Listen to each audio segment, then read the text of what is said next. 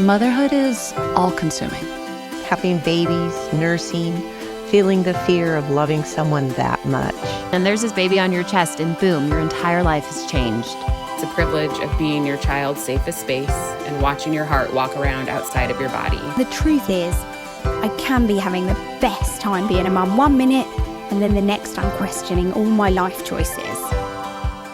I'm Lo Mansfield, your host of the Lo and Behold podcast. Mama of 4 littles, former labor and postpartum RN, CLC, and your new best friend in the messy middle space of all the choices you are making in pregnancy, birth, and motherhood. If there is one thing I know after years of delivering babies at the bedside and then having and now raising those 4 of my own, it is that there is no such thing as a best way to do any of this. And we're leaning into that truth here. With a mix of real life and what the textbook says, expert insights, and practical applications, each week we're making our way towards stories that we participate in, stories that we are honest about, and stories that are ours. This is the Lo and Behold podcast. All right, you guys. I hesitated, or it took me a long time to want to record this podcast episode. I'm going to share my second birth story with you today. And this one happened, this baby showed up in just the middle of a lot of really, really hard things. I would say that I was maybe the worst version of myself, not necessarily through my own fault, but just everything that was going on in my life and that had been going on in my life prior to that point had just taken everything from me. So if you listen to episode 1, I share my first birth story. And in that birth story, you will hear that my mom was kind of dying as I was pregnant and had gotten diagnosed with a cancer that eventually ended up taking her life. And she died when my first daughter was about 4 or 5 months postpartum, 4 to 5 months old. And so this baby came on the heels of that, which I would tell you is, one of the greatest loss of my life at this point. And so naturally, especially if you're someone who maybe is also close to your mom, you maybe understand like how devastating of a loss that can be, compounded by the fact that I was trying to learn how to become a mom, right? And so to put those two things together, that first postpartum, that first kind of step into being a mother, combined with this massive, enormous grief of losing your own mother and walking through that, and then having to deal with the hard things that come after you lose somebody, from, little things like cleaning out closets to the big things, like acknowledging the reality that they're gone. That's where I was. Okay. And that's like such a dreary picture to paint to start. But I think that so much of this second pregnancy and the second birth and my second postpartum, which I do want to get into with you as well today, was overshadowed or overwhelmed by where I was at, where my body was at, where my head was at, where my heart was at. And so I think it's important to understand that when you listen to this story, because it can sound like, good Lord, what a horrific transition, from 1 to 2, or deciding to have another baby and how hard it was. And that's really scary for me as I decide to have another baby. But I think that kind of idea of transition and when it feels harder and when things are harder for some of us versus others of us, that idea is really impacted by where we're at in our lives. It's not just like, oh, it's a lot harder to have 1 baby or 2 or 3 or 4 or 7. It's also about what's going on. And so for me, and what was going on in my life during all of this transition, that I think has been just a huge part of kind of my answer when someone says, hey, what was your hardest transition, or what, from what to what kid kind of rocked you the most? It was this one.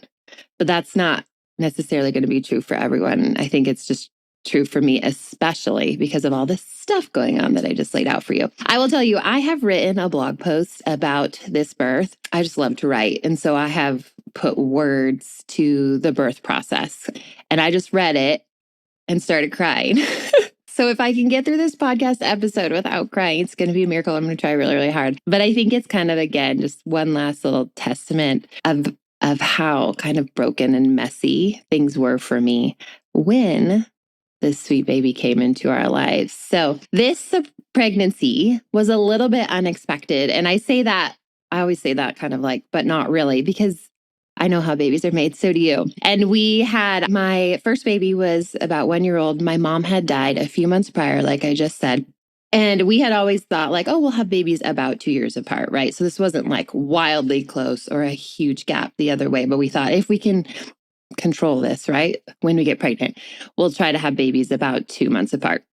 I'm sorry, 2 years apart. And so we were at kind of getting close to that point, but we were not talking about having another baby. We were not talking about getting pregnant again, especially because of everything that I was walking through personally. But my period had returned pretty late with my first daughter, not until she was about 1 year old. And so I'd had one cycle, and you're probably all like, why are you talking about this? But it's because I had thought, oh, we'll do the natural family planning method between, baby number 1 and hopeful baby number 2, which basically means you just track your cycle and all this, the signs of your cycle and all that. And then you know when it is safe to have sex and when it is not. And so I had thought we could do that. However, I'd only had my cycle back for 1 month. And so I thought I had a handle on my cycle being back. And well, come to find out, raise your hand if you have had a baby and you've realized that when your cycle first comes back, it's super irregular. It can be all over the place. It might come back and then go away again and then come back. And I just this is my first time doing this, right? Because I'm postpartum with my first baby. And so I wasn't totally right about what was going on. And so we ended up getting pregnant, which was a huge shock, I think, just because we thought, oh, we've got this figured out. And I think also just because we were in that mindset. But I also would say it was more of a shock for my husband because I was pretty sure knowing what was going on in my body, I was pretty sure pretty quickly. I thought, we're going to get pregnant. I started to see the signs and know. And I didn't share that with him because I didn't want to throw something at him or freak him out until we were, until I was able to take a test. And so this was over the Christmas season and we flew home for the holidays. It was the first holiday without my mom. So there was all this, side story of all of that going on. And so I just kind of carried around this little wondering in my head of, I wonder if I'm pregnant again. And I didn't want to take a test. This might sound so silly to some people, but I didn't want to take a test. We were staying at my sister's house and I didn't want to take a test with them or run to the CVS in Washington and do it there. I wanted to know in my own space and in my own timing. And so I said, I'm just going to wait and take a test when we get home from Christmas. And so we got home, flew back to Colorado, took a test, and lo and behold, yes, I was pregnant. But I'm telling you, I really was not shocked at that point because I was so sure. But I was thinking, oop, Calvin's going to be super surprised. This is going to be quite the little Christmas present. So when I told Cal, I think he was a little bit this wasn't this horrible thing, right? We wanted more children and we were going to get to the point of having this conversation very soon. So I think it was more oh, it didn't work. I thought we were going to do this thing and it was going to work. And it was more whoops, sorry, it didn't work. So we were pregnant again. And at this point, it was basically the new year. Our first had turned 1. She was 13 months old at the time. So we were looking at, practically speaking, that 2 under 2 life was coming for us. The pregnancy itself was completely uncomplicated. And I say that with gratitude, of course. I think most of us do, if we can say that, but also a little bit of shock, I think, when I look backwards. It was wild to me, and it still is, how my body gave everything to the baby that it needed while I literally had nothing to give, if that makes sense. I was the thinnest that I had ever been. This is post-grief life that I was in.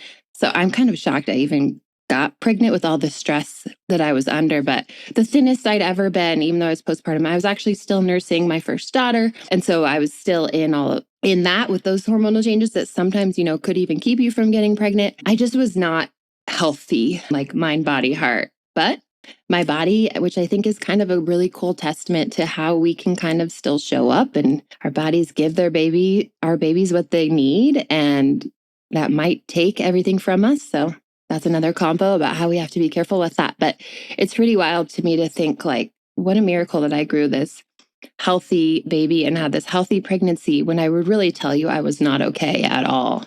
But the pregnancy it was uncomplicated. This baby tracked on all the markers the whole time. I felt like I was doing the exact same thing I'd done, 24 months ago. I was gaining the same amount of weight. I felt the same. So I felt really good physically.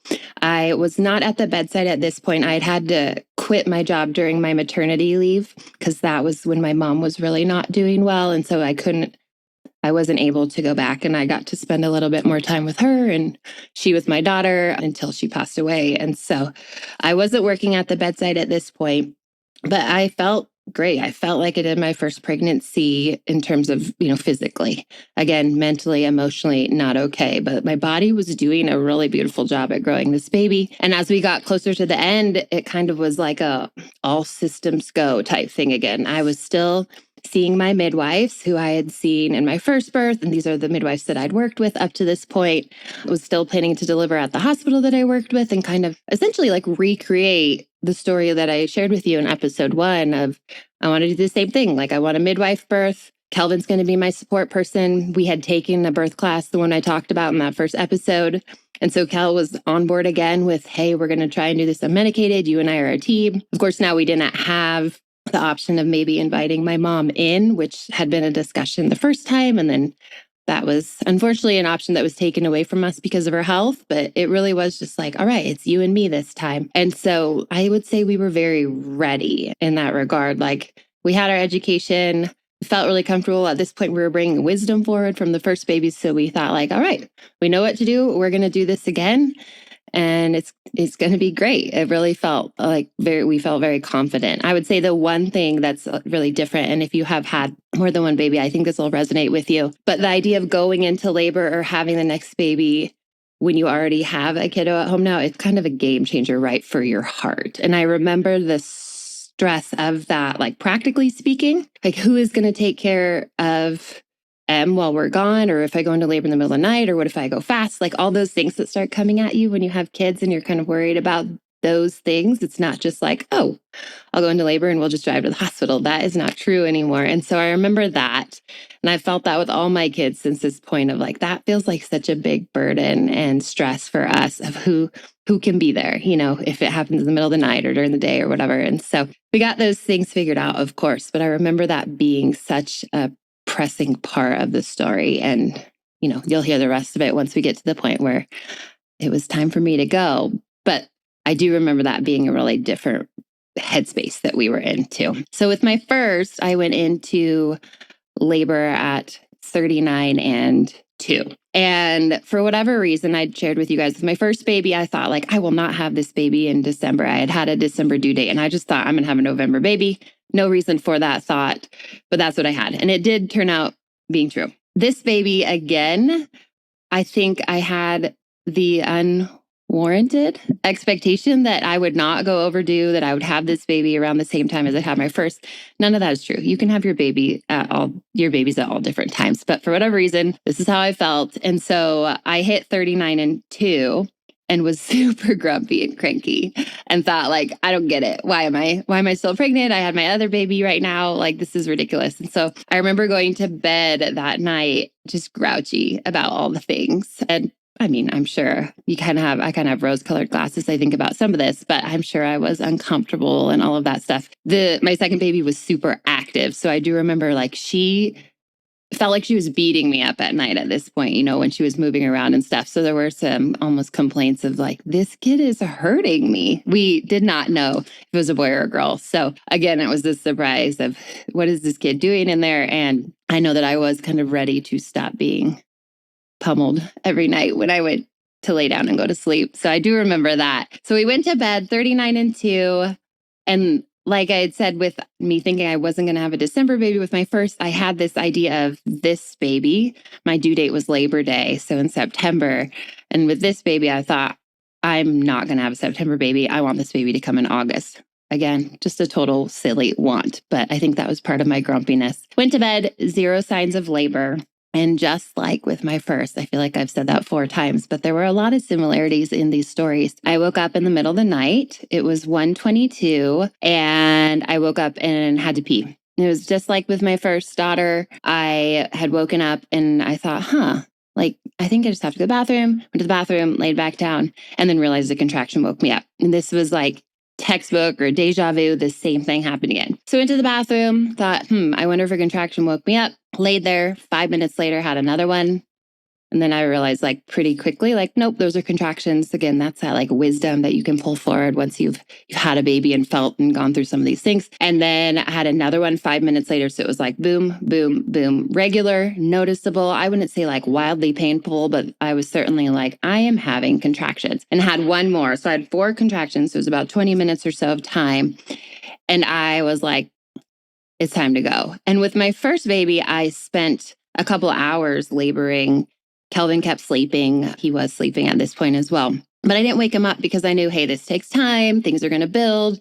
What's the rush? Like, I don't need him right now. And this time around, I definitely had that knowledge and nurse mentality as well of second babies come fast. My first labor was 10 hours from start to finish. So technically that's pretty quick for a first timer. And my first baby had been born immediately after my water broke, like within minutes. And so I very much had this feeling of like, as soon as I know I'm in labor with my second baby, I'm going to the hospital because I bet this is going to go fast. And so there wasn't really hesitation for me. As soon as I had those few contractions consistently 5 minutes apart, I just felt like I'm waking up Kelvin. I'm calling my girlfriend, Rebecca, and it's time for us to go. And so that was our plan. I woke Kel up. I said, hey, I've had these contractions. I'm going to call Becca. There was not a ton of discussion back and forth. I think Kel kind of innately just trusted me. And we talked about this. Hey, second baby's come fast. Like, I think we're going to have to move quickly, or we need to be prepared for that possibility anyway. And so I feel like he just jumped right up, jumped in the shower, and I called Becca pretty quickly. It's a nurse that I work with as well. And so she was obviously very attuned to labor patterns in me and how kind of think quickly she needed to be there. Of course, she was scheduled to work the next day, so that wasn't easy for her and her family, but they figured it out. So she came over or she started to drive over, and essentially she lived right by the hospital where we'd both worked together and where we were going to drive. But it was the middle of the night, so our first daughter was sleeping. So it was like, gosh, it'd be so much easier to just like drop our kiddo with you on the way. But that was not something I felt like comfortable with, nor were we in that big of a rush. I was more like, just get here as soon as you can. You can go to sleep.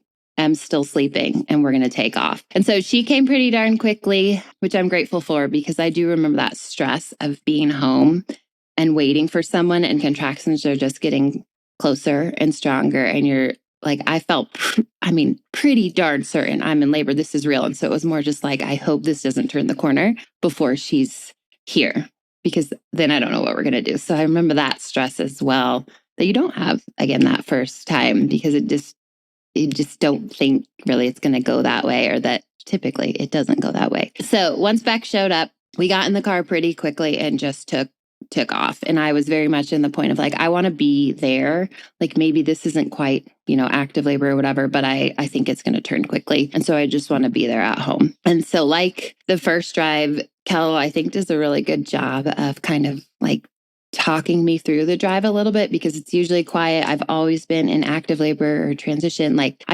I'm not interested in talking, but I'm also very interested in getting there very quickly. And it's always like a 25-minute drive. So the drive is a little bit of a blur.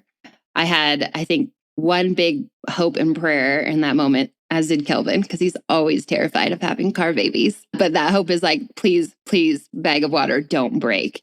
Because if that bag of water breaks, we think this baby might be coming. And so Kel would count down as we drove, like, hey, you're doing great. We have 17 minutes to go. We have 14 minutes to go. And I just remember him tracking the time and just letting me know, because if you're able to think logically, you can do a little bit of math, right? And know, all right, if there's like 11 minutes left, probably 3 more contractions in the car or whatever, based on your pattern. And so I remember having those thoughts of like, okay, this many more, we're almost there. Because being in the car is the worst. Even if you're not miserable, I think if you've done this, you can attest it. Like, nobody wants to labor in the car, whether you're in early labor, active labor, or transition. It's just not where we want to be, right? So we got in to the parking lot, parked, walked into the ER entrance because it was the middle of the night. I think it was around like 3:30, 3:45 at this point. So it'd been a couple hours since I'd woken Kelvin, gotten things going, gotten Becca to our house, things like that. And so I remember walking into the ER, and at my hospital, when you get to the ER in the middle of the night, they call up to OB, right? And then we would walk down to the ER because we were upstairs from the ER entrance, and the nurse would have to come down and get you in the middle of the night or get the patient, and then they'd walk you back up to the unit, and then, OB would take over from there. And I remember the nurse walking towards me. It's a coworker and a friend, and she kind of stood at the end of this long hallway. I'll never forget her face. And she kind of looked at me, she cocked her head, and she just had this. She's a mom of 4 as well. And she'd had this look on her face like this, like, hey, like, you're good. Like she just knew where I was at and what I was feeling. And there wasn't this like, what's your contraction pattern? Like, tell me everything that's going on. It was just like, let's go upstairs. Let's have a baby. And I'll never forget that feeling. There was no explaining myself or anything to her to like prove. She just kind of trusted me like the moment she saw me. And I don't know that she knows that she like did that by the way she looked at me, but I think it's kind of powerful to think about how even as a nurse or your other care providers as well, their nonverbal communication, the way they look at you, the way they speak to you, it really can like speak volumes to you inside of what you're feeling. And she really did. I think I just felt like, all right, I'm where I need to be. They believe me. Like, let's have this baby. So this time around, we did not go into triage, which is different than first story. She just took me straight to a room, which again, I think is a really cool just sign of trust and her like professional skill as well to see that. I talk about the emotional signposts of labor a lot.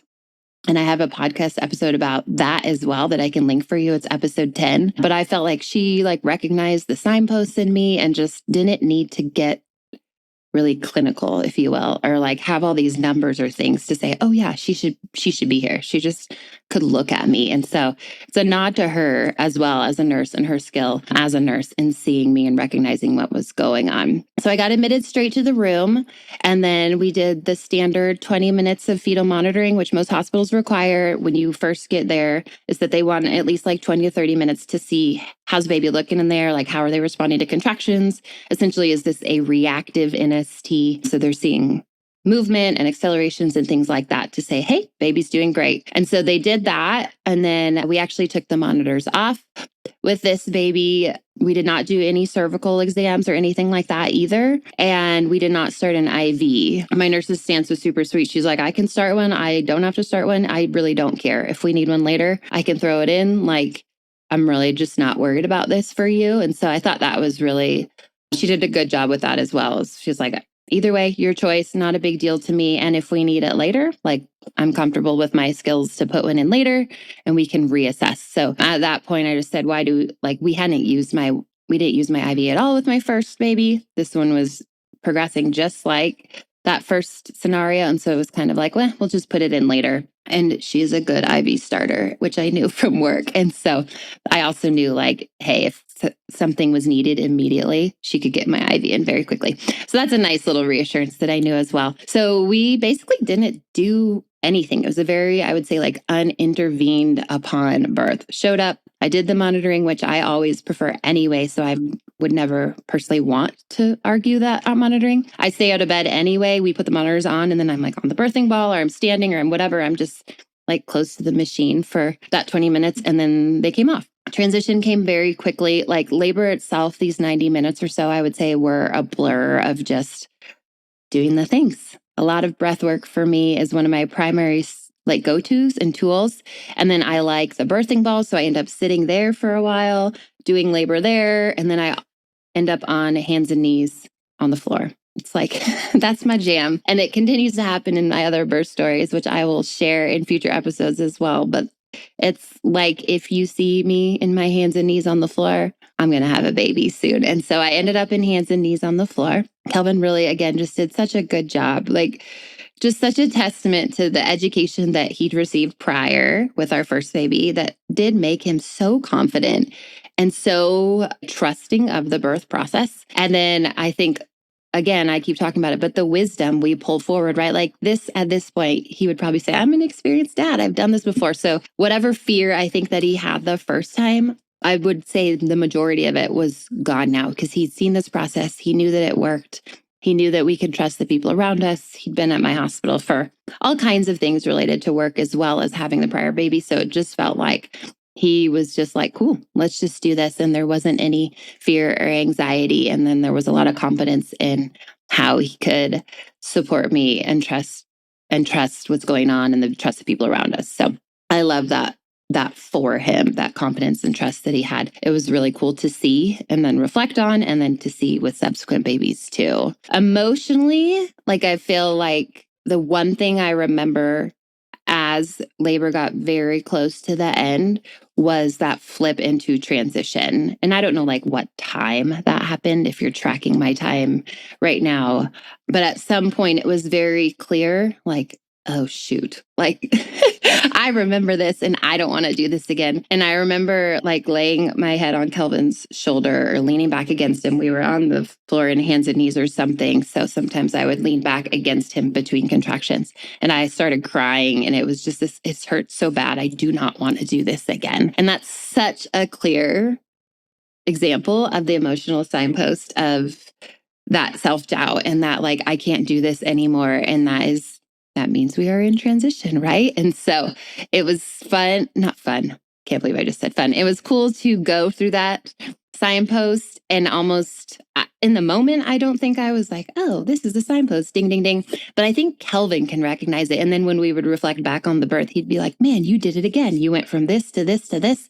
And when you said this, you went into transition, and you could just like see all the pieces come together. And so we did in some way, shape or form, we understood like, this is it. We're at the point where we're very, very close. My water broke again in hands and knees on the floor, and we had meconium again. And, I'm sitting here, I can't remember if I even mentioned this in my first birth story. Maybe it got lost in all the details, but water broke in meconium with my first baby as well. Water broke with meconium again. And I remember thinking, are you kidding me? Like, why do I keep having these babies with meconium? Especially because I'd gone into labor kind of early in theory, right? Like 39 weeks is fully, your full term, but it's kind of earlier than the average. And sometimes we see meconium more often with babies who are post-dates or actually getting into like 41 weeks or certainly like 42 and overdue. And so it just kind of was surprising to me, like, why do I have meconium again? What would be the reason for it? And there can be other reasons for it. So it wasn't super shocking, but I remember always thinking almost more of an eye roll response, like, get out of here. And I think the reason for that too is because when you do have meconium in the waters, it just means the NMP is going to come to the birth as well, like a neonatal nurse practitioner, maybe some extra people just in case there are signs of like meconium aspiration syndrome, or baby has some struggles transitioning because of the meconium in the water.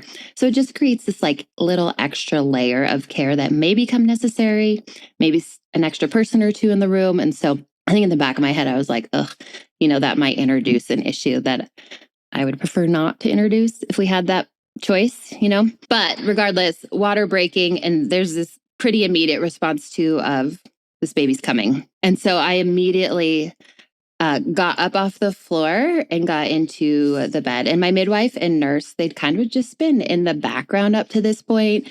I'm pretty sure they were in the room. I remember telling them, you guys can leave, like, you don't have to stay here. And they would kind of like, not laugh at me, but I remember responses like, we're good, or like, we'll just be in the hall, or don't worry, like, you're not bothering us. Cause I think I felt like I was making them do extra work, or felt like, hey, you don't have to linger. And they were like, we're not going to go very far away because you're about to have this baby. And so I think I kept telling them like, you can go away. And they're like, well, we can't really go that far away because you might not realize it, but this baby's coming out. And so there was this little interplay going on, I think, in the last, half hour of time of me trying to release them and them not really wanting to be released. So they weren't bugging me. I just remember like feeling bad for them or something, which is stupid. Anyways, they were very close by when my water broke, or they were in the room or at the doorway or whatever. And so they came in because there was this like, okay, it's time. And so I got in the bed by choice. That's where I wanted to be. I like delivering right there. I like the way it feels. I like how strong I feel. And I like getting baby to my chest, like right through my leg. I just feel like I like it. I like it. So I don't have to justify it. I like delivering on my back. And it was immediate, like the very next contraction, like pushing, body's pushing, I'm pushing. There was no hesitation. I remember that feeling of fullness again that I described to you guys in that first birth story in the first episode. But the first time it scared me and I thought, oh, hell no, like I'm not doing this. And this time I remember it was like, shh, shoot, like there it is again. I don't want to do this, but I'm going to do this because I know you don't get to back away from this. And so I actually remember pushing and pushed to like half of a crown, or however you want to say that. Like the head is out. And basically, I was sitting in the ring of fire and I did not feel it. And maybe you're like, nope, you're lying. But I did not feel it. And there's some cool stuff out there that says like when the baby's head is stretching those tissues, like you do actually hit a point where there's some different stuff going on. And the stretch is so big that it almost is like anesthesia, like your body's own anesthesia is like being released, or however you want to say that. Like you might actually not feel it because of these little mechanisms that kick in. And I don't know that that's actually always true for everyone, or maybe we just like blow past that point really quickly so we don't notice. But this was the birth where it was absolutely true for me. I sat there unmedicated with a head half out and just sat there. And I remember looking at the midwife and said, do I need to wait for another contraction, or should I just like go ahead and finish pushing? And I remember her kind of laughing, like, whatever you want. It's up to you. You can wait or you can go ahead and push. Like,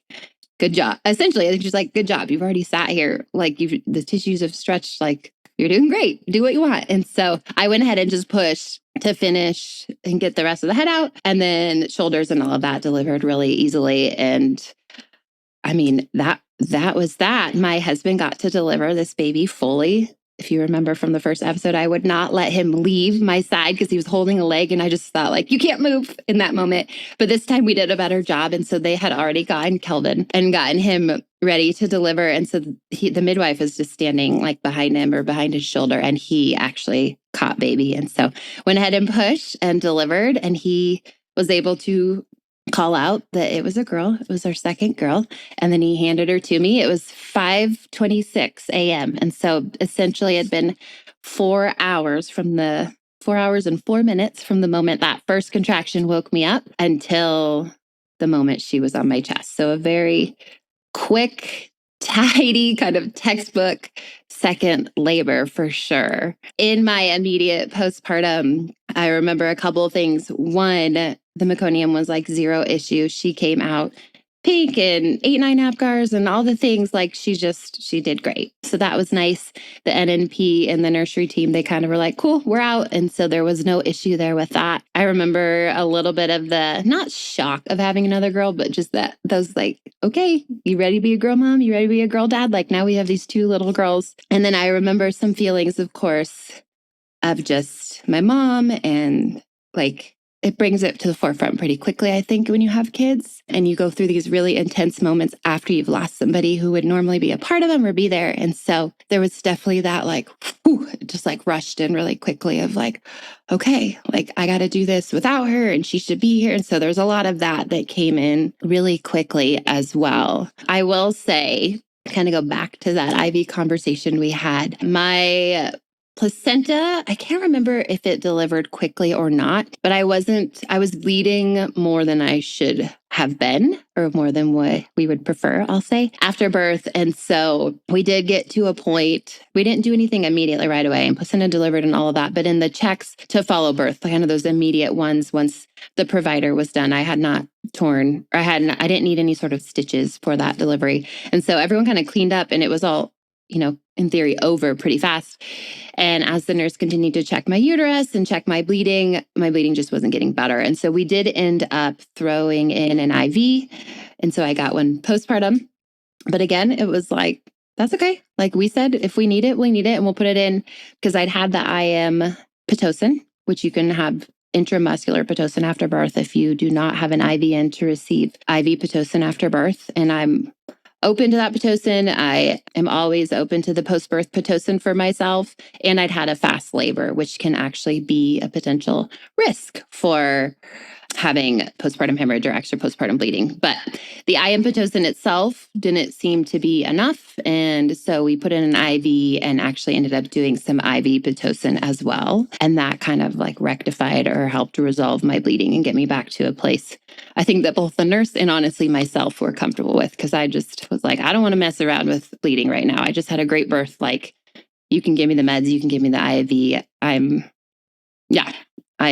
I'm good with this plan of care. And so that was kind of the only little hiccup in the immediate postpartum. And then Kel and I just did the things, right? When you have a new baby, I think it's so fun to deliver where I worked and where I knew everyone. Like, it was just so sweet to have those people come around me, especially because now I was truly delivering without my mom at all, right? Not even a phone call away. And so just to have all these women in and out, and men too. We had a few men on the unit and anesthesiologists and stuff, but coming in and out, congratulating us and just loving on us and being excited for us was pretty special and pretty, I think, necessary, or like kind of my sister calls them God nods, but like to me, it felt like a God nod of like, hey, you need this because of what you're going through. So it's all worked out in the background so that you have what you need, even though you don't have your mom with you anymore. The other thing that I love thinking about with this birth too is kind of reflecting back, and I don't need to like go over this again because I know I already told you, but just the trust that I felt like was there from the moment I walked in, feeling really trusted by my nurse, trusted by the people around us, that idea of being left alone to labor and make decisions. But I felt very sure that everyone knew, hey, we know where she's at. We know what she's doing. Nobody needs to panic. Like, she's just having a baby. And that's a good thing. And we trust that and respect that process. And so I felt that as a laboring woman for sure. And so that meant a lot to me. It continues to mean a lot to me. And I think it's one of the reasons I continue to teach and try and talk to you guys about what can you do to try to cultivate this in your own space, because it means so much when you feel this way in front of your care providers and with your care providers. And now that I've gotten to experience it multiple times, it just became more and more true. Like, gosh, everybody should feel this way. What can we do? What can we teach? How can we prep people for them to feel that way? And so that definitely trickles into the education and stuff that I do now, or the way that I teach in my birth course is like, I want you to feel this confident in what's going on. And I want you to know how to surround yourself with people who can join you in that instead of, kind of be a hindrance to that. All right, you guys, I didn't talk about postpartum as much with my first, or it became a lot of what was going on in terms of, losing my mom and walking through that. But I want to touch on a couple stuff for this second postpartum as well. I think one, I had like a second one to compare now to a first one. So I think we all kind of can see, not necessarily, it's not a privilege to be able to compare the two, but when you have two experiences or three or four or five or whatever, it's a lot easier to kind of talk about them and say like, oh, this was different, or this was an indication that, XYZ wasn't normal. So my first postpartum experience, despite losing my mom, was otherwise very normal and very good. And I think maybe going back to the idea of God nod, that was a thing that I needed to be able to kind of survive that period, is to have a postpartum that maybe was otherwise not super challenged, because I needed to be able to walk through what was going on with my mom. This one was a different story in a couple of different ways. I will say breastfeeding, again, was the goal, and it got off to a really good start. I felt like I had some of that second time wisdom I keep talking about, and was able to pull that forward and use that with this baby to get right on track pretty quickly. And again, almost surprise, or thanks body again, but I don't know how my body did it, but I made the milk she needed. And I would say, was still not physically really well. I had the baby. We did a beautiful job together. My body did a good job. And then I lost weight again really quickly, was still under a lot of stress, walking through a lot of grief. And despite all of that, physically, breastfeeding was going well. Like, my milk supply was doing well, or we were doing well with that. Like, that was not a significant challenge. What I did run into with breastfeeding is dysphoric milk ejection reflex. And I'm not going to give you the whole story, because I actually have a podcast episode about that as well. So you can go back and listen to that. I'll link it in the show notes, but it's episode 4. But I ran into this scenario about 6 or 7 weeks postpartum. I can't remember exactly what I share about in episode 4, but essentially I hated breastfeeding, and I felt sad and nauseous and homesick, and I would cry, and I just felt like I was in all this grief again. And it was really specific to when I was breastfeeding. And I didn't know why I was feeling this way.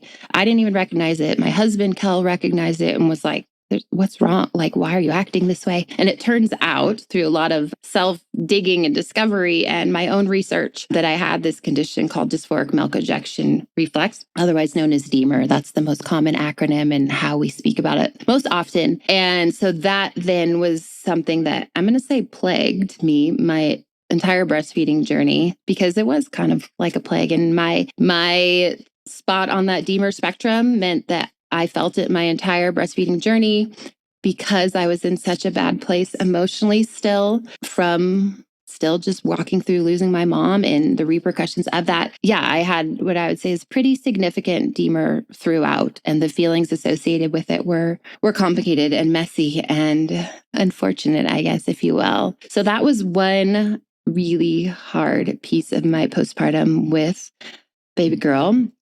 And then the second one was one that took me a lot longer to realize, but you'll probably be like, well, duh, Lo, of course this was going on. But I ended up being diagnosed or like figuring out that I had significant postpartum anxiety. And I like sharing about it because I was maybe a lot like you, or maybe like you were prior, and that I did the put my head down, I'm okay. Like this isn't a big deal. Like, this is just normal for a really long time, for way too long. But I think that I was tangled up in like, I'm going through a lot right now. Like, my life just kind of fell apart right now. And now I have 2 under 2. So I'm tired. And of course I'm sad a lot. And of course I'm anxious. Like, I just walked through some really hard things. And so I was really good at explaining it away. And I also was really good at presenting a face to the world that was doing well. Like, there were a lot of like, man, for all that you've been through, like, you guys seem like you're doing great. And instead of maybe using those conversations as a place to say, you know what, I actually don't know if I am, or like, can we talk about this more? My response was typically, yeah, we're doing great. And like, not really letting people in or sharing the full scope of what was going on. And so my anxiety presented as anxiety about my own health, which I think that I had also thought like postpartum anxiety can be more centered around the baby and like something bad happening to them, or like the intrusive thoughts that can come in with those scenarios. And so maybe I was misinformed too about like postpartum anxiety isn't just a specific thing. It's just this anxiety. Like, if you are anxious, whether that be about yourself or your spouse or whatever, like that can be part of this spectrum. And so I ended up with like significant headaches. I ended up spending some time with an ENT because I thought maybe this is like, I have some TMJ issues. So I thought, okay, I'm clenching and I'm having headaches and I grind my teeth at night and I'm obviously under a lot of stress. I saw my PCP and talked to them about some of this stuff. And I will say, eventually for me, my anxiety had spiraled so much that I was having headaches like nonstop every day. And so I thought, what if there's something wrong with my head?